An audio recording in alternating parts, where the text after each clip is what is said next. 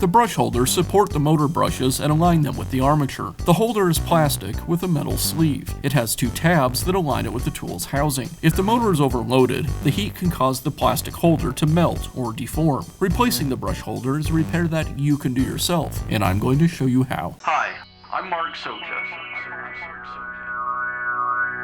Do-it-yourself repairs like these are easier than you might think.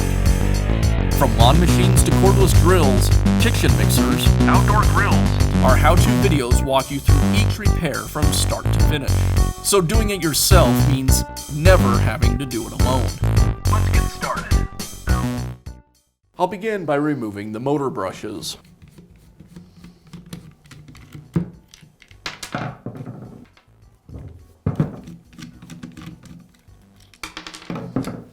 Now remove the handle housing.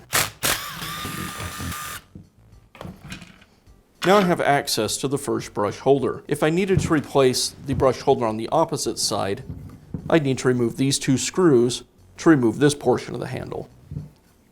I'll go ahead and remove the wire lead from the brush holder.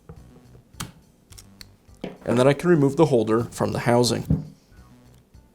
Now install the new brush holder. The black wire going to the field fits inside a groove on the side of the housing where the brush holder mounts. The tabs on either side of the brush holder align with these grooves in the housing.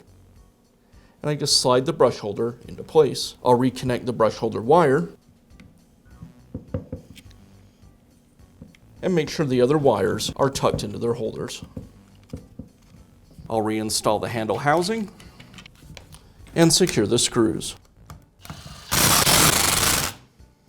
And I'll finish up by reinstalling the brushes.